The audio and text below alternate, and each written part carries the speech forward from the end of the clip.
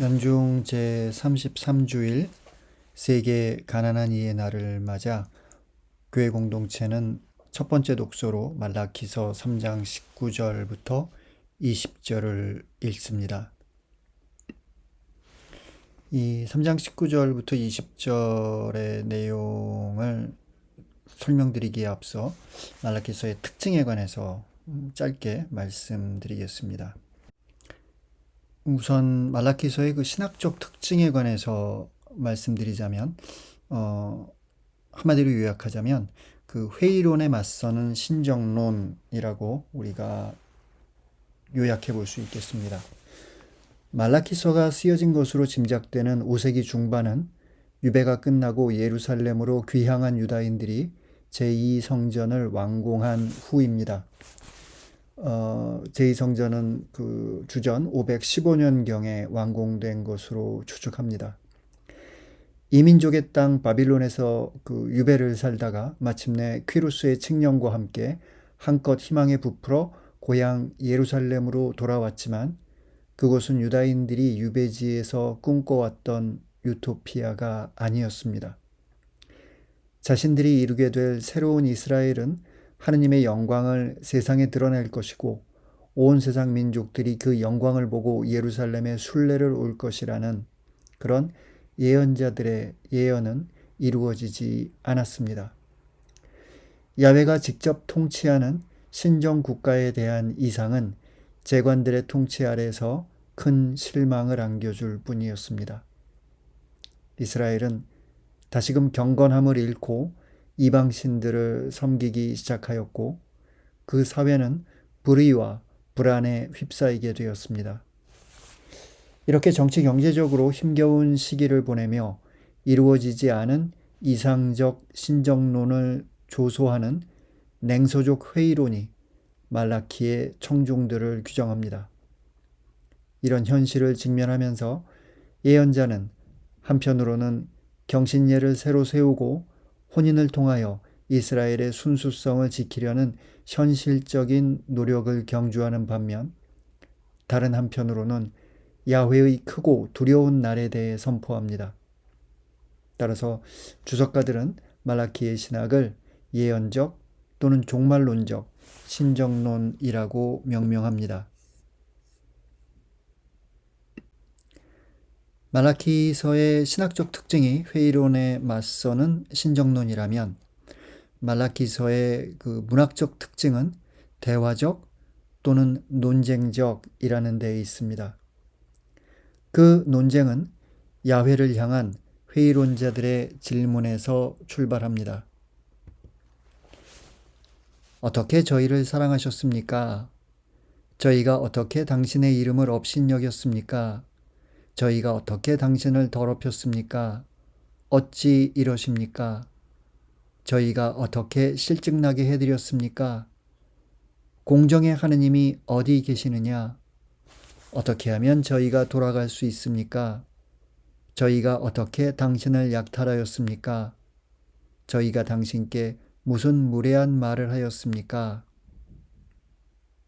이 외에도 그 말라기서에는 그 다양한 그 하느님을 향한 그런 냉소적인 질문들이 등장합니다만 중요한 것들만 제가 요 슬라이드에서 한번 추려보았습니다.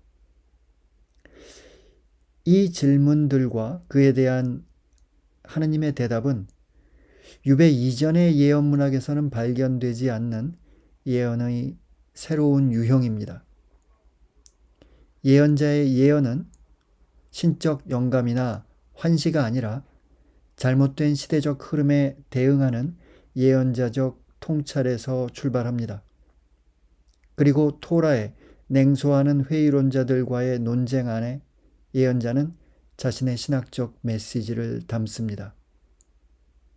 예언자는 자신의 시대와 대화하고 논쟁하고 소통하면서 자신이 이어받은 야훼의 날에 대한 희망을 지켜가고 있는 것입니다. 이제 텍스트로 들어가 보겠습니다. 오늘의 독서인 말라기 3장 19절부터 20절은 3장 13절부터 21절의 문맥에서 읽는 것이 좋겠습니다.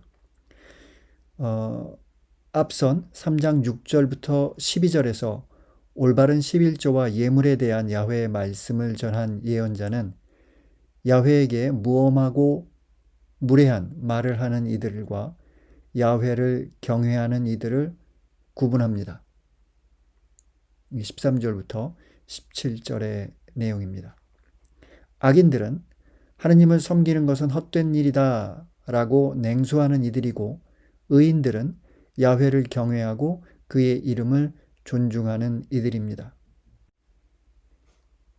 이 야훼에게 무엄한 또 무례한 말을 하는 이들과 야훼를 경외하는 이들을 대조시키면서 말라기서 3장 17절은 이렇게 의인들이 비망록에 쓰이고 그리고 야훼의 소유가 된다라는 내용으로 마무리를 하는데요. 여기서 이제 비망록이라는 것은 이제 하느님께서 의인들을 잊지 않기 위해서 어떤 책 같은 거를 하나 이제 쓰신다는 거지요. 예, 뭐 구약에도 그렇고 이제 신약에도 등장하는 그런 어떤 뭐라 그럴까, 약간 좀 신화적이라고 우리가 볼 수 있는 그런 하지만 이제 이것들을 통해서 하나님께서는 우리를 기억하신다, 이런 도구와 함께라는 어떤 신앙인들의 믿음이 반영된 하나의 그림이라고 볼 수 있겠습니다. 예, 여기서 또한 이제 야훼의 소유가 된다라고 했을 때도 소유라는 개념이 히브리 말로 여러 가지가 나오는데, 여기서는 특히 이제 세굴라라는 히브리어 단어가 쓰이게 됩니다. 예, 굉장히 특징적인 것으로 하느님께 속한, 또 하느님의 것으로 이제 구분된 뭐 이런 어떤 개념을 갖고 있다고 우리가 일단 알아들을 수 있겠습니다. 이렇게 의인과 악인이 가려지고 하느님을 섬기는 자들과 섬기지 않는 자들이 가려집니다. 예, 순서는 조금 바뀌는데요.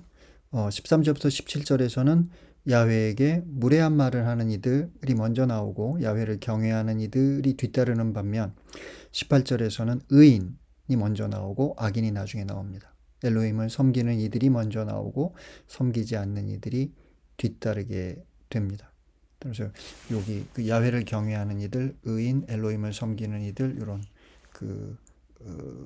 어떤 위치가 여기서 18절에서 변화하고 있다라는 것을 저희가 문학적인 면에서 관찰해 볼 수가 있겠습니다. 예, 3장 19절, 오늘의 독서의 그런 첫 번째 구절이죠. 보라, 화덕처럼 불붙는 날이 온다. 거만한 자들과 악을 저지르는 자들은 모두 검불이 되리니 다가오는 그날이 그들을 불살라 버리리라. 만군의 주님께서 말씀하신다. 그날은 그들에게 뿌리도 가지도 남겨두지 않으리라. 예, 이 19절에서 의인과 악인이 가려지는 이유가 비로소 드러납니다. 이제 그날이 오면서 이유가 이제 드러나게 되는 거죠. 19절이 화덕처럼 불붙는 날이라고 묘사한 그날은 말라키 3장 1절부터 5절에서 이미 예고된 야훼의 날입니다. 그날은 심판의 날이며 또한 정화의 날입니다. 구약에서 화덕이라는 단어는 창세기 15장 17절에서 처음으로 발견됩니다. 야훼와 아브라함의 계약 제사의 장면에서 화덕과 횃불이 쪼개놓은 짐승들 사이로 지나갔다고 묘사됩니다. 야훼와의 계약에 충실하지 않은, 오히려 야훼에게 냉소적이기까지 한 무례한 악인들에게 화덕처럼 불붙는 날이 옵니다.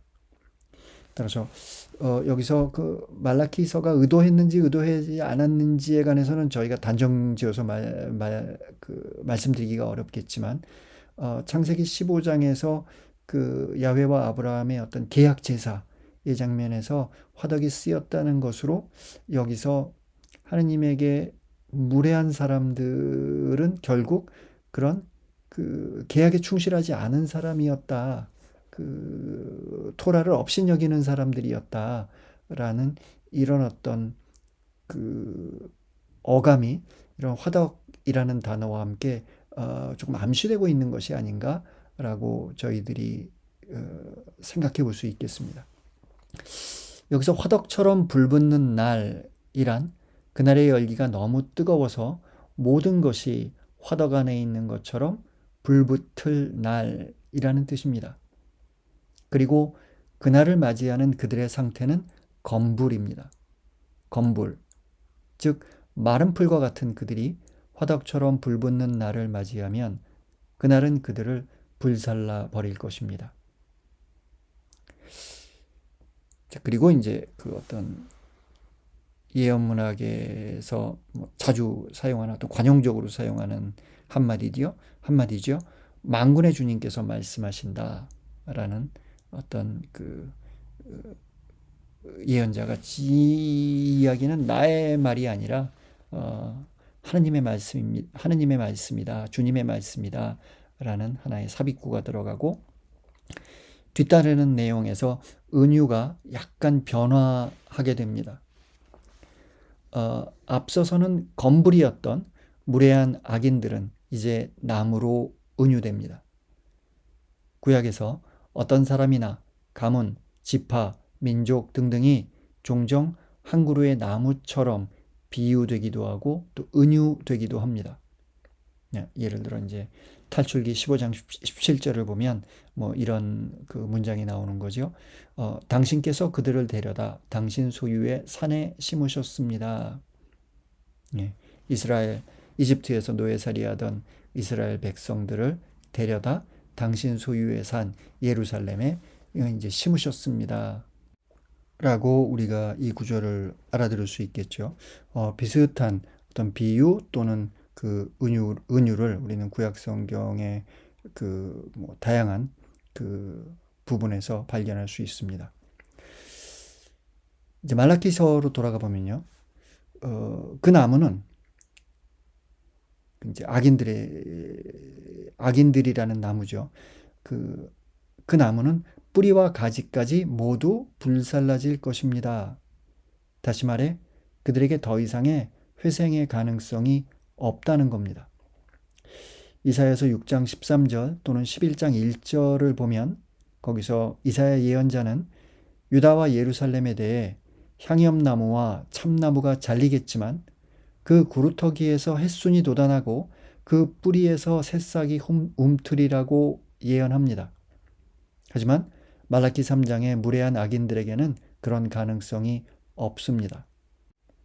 그날 그들은 뿌리도 가지도 남지 않은 채 완전히 타버리고 멸망할 것입니다.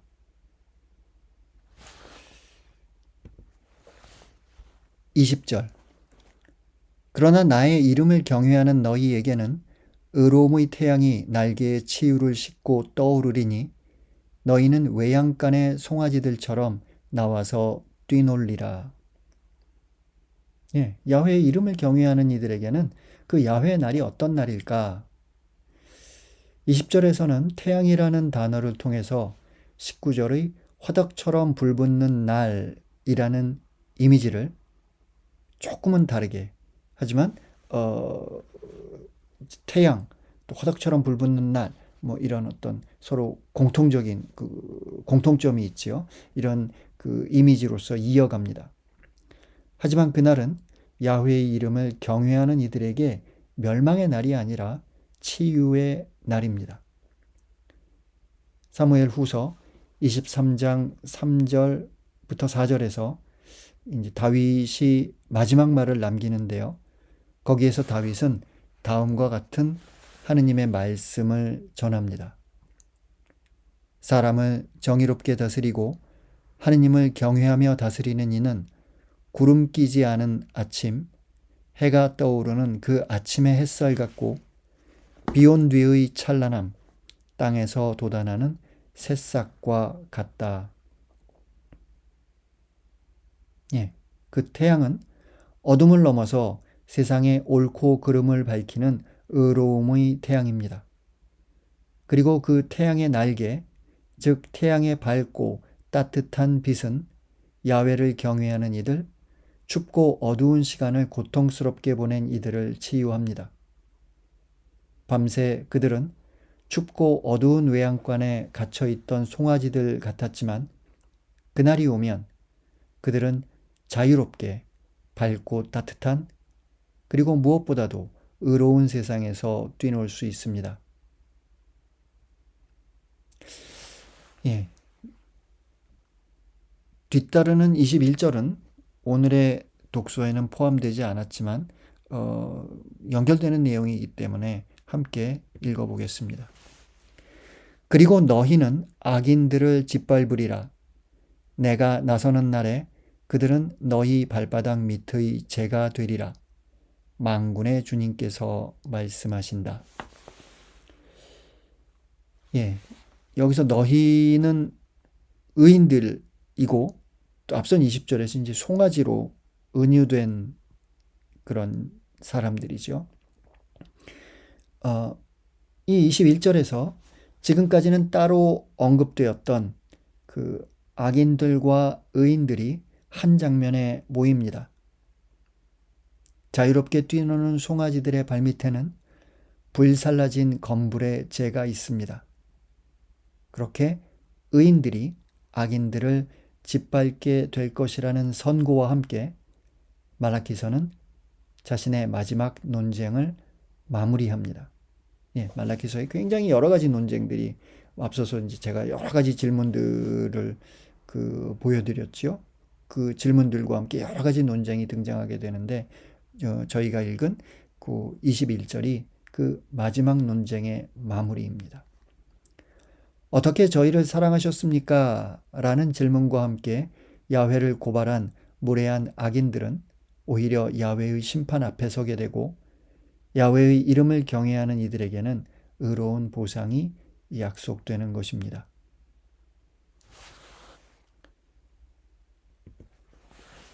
오늘의 독서에서 우리가 주목할 점은 다가올 야훼의 날이 의인들과 악인들에게 서로 다른 날이 아니라는 것입니다. 악인들에게는 그날의 열기가 심판과 멸망으로 느껴질 것이고, 의인들에게는 그날의 밝고 따뜻한 빛이 치유와 구원으로 다가올 것입니다. 야훼의 날, 즉 하느님이 우리와 함께하는 그날이 누군가에게는 멸망의 시간이 되고 누군가에게는 구원의 시간이 되는 것입니다. 오늘날 몇몇 윤리신학자들 역시 비슷한 생각을 합니다. 그들은 천국과 지옥을 장소적으로 구분하지 않을 것을 제안합니다. 그들은 하느님 나라, 즉 하느님이 다스리는 세상에서 누군가는 그 하느님의 다스림을 재앙처럼 느낄 것이고, 누군가는 그 다스림을 축복처럼 받아들일 것이라고 설명합니다. 네, 이 세상에서 그 온갖 특혜와 특권을 누리던 사람들에게 모두가 형제자매로 평등하게 살아가는 그런 하느님 나라는 매우 불편한 세상이 될 수도 있겠습니다.